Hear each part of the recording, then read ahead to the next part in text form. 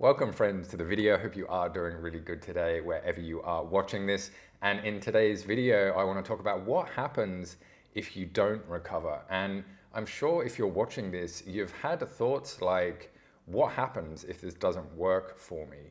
What happens if I try and I fail? What happens if I'm like this forever?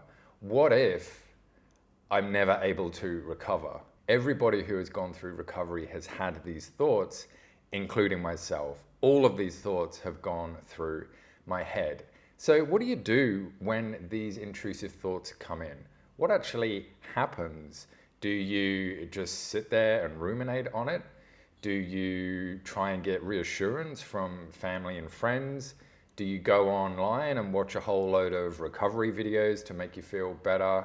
Or do you get on with your recovery regardless of the thoughts?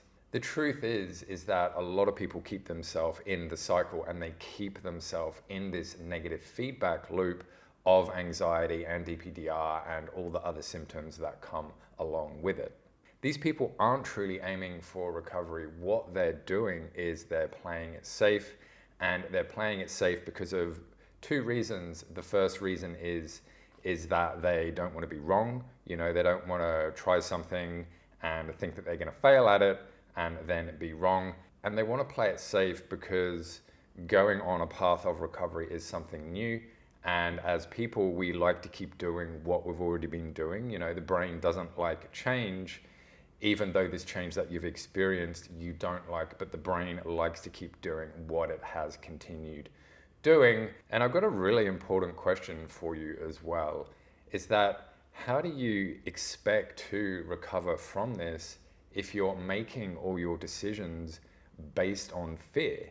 In other words, if you're letting the anxiety dictate what is actually going on with you right now, how do you expect to actually be able to get out of this cycle and recover?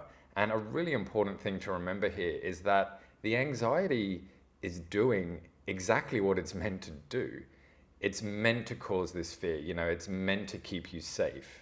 So you don't want to have a coffee, you don't want to have caffeine, so then you don't want to have that sort of buzz of the caffeine because that makes you anxious. So you want to stay safe.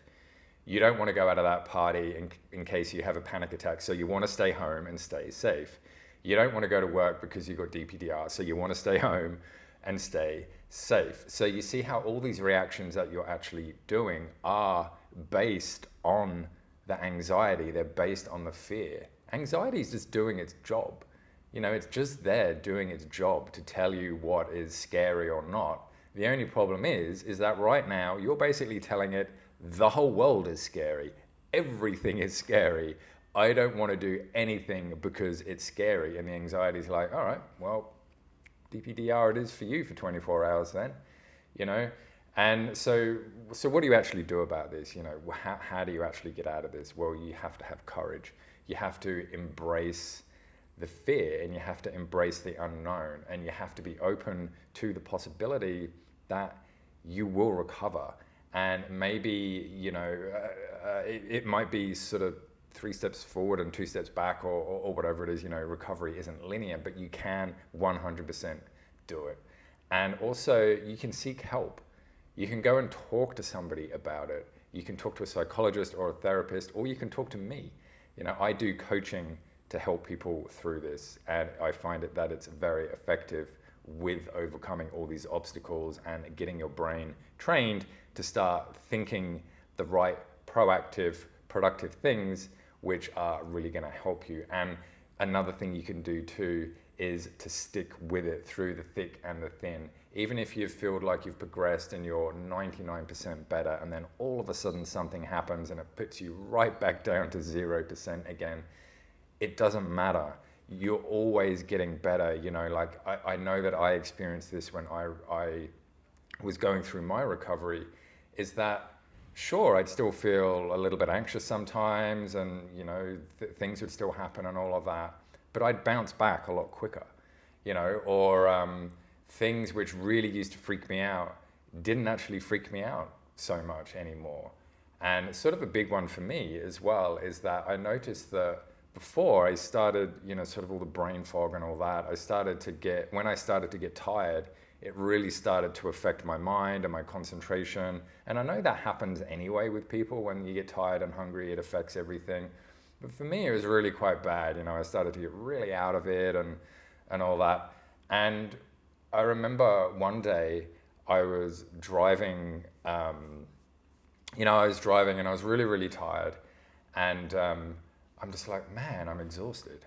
My body is so tired. I just want to go to bed. I can't wait just to get home and go to sleep. But a funny thing came into my mind was that I'm like, oh, but I'm still cognitively really switched on right now. And I'm just like, oh, wow, this is such a good feeling to be switched on in the brain, but switched off in the body, because usually they were both attached.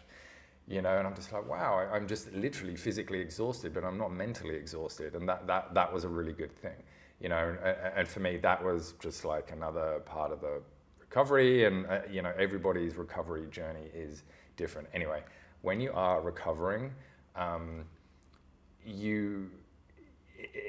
it's gonna be a journey of ups and downs, and it's gonna be a journey of getting better and then perhaps getting worse and then getting better. And sometimes it might get a little bit worse before it does get better, because when you do start to embrace all this stuff, when you do embrace the fear and you're like, yep, I'm having a panic attack, but I am still going to go shopping to get food right now, because I'm not going to let this dictate my life, and then you're showing to your brain that the panic attack isn't scary, going shopping isn't scary, going to the party isn't scary, having coffee isn't scary. No matter how you feel, you've got to start to remend and remake and heal that relationship with anxiety.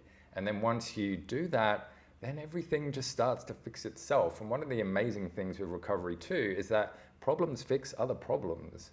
So what I mean by that is that, say you've got 10 symptoms, and you're like, well, I've got to work on all of these different symptoms. No, you work on the core level, and then you might find that you're able to sleep all night. So then, you get really good sleep, so you feel well rested. So you're sort of more switched on during the day, so that's sort of, you fix this problem, it automatically fixes this one. And then because you fix this one, it automatically fixes these two, so it has that domino effect. And it happens, and it's happened to me, and I've seen it happen to the people that I've been coaching too. So my friends, I really hope that you've gained a little bit of really useful information for you from this video, and it's given you a bit of insight about what could be going on with you. And if you are interested in having coaching with me, then I'd love to have a chat with you about what you're going through, and I can tell you about how it works and what I do and all that type of stuff. What you're going to do is just book a free discovery call, and the link's in a pinned comment and also the description, and we can have a chat about all of it. So my friends, I hope you have a really good day wherever you are for the rest of your day, and until next time, I'll see you all in the next video. Bye.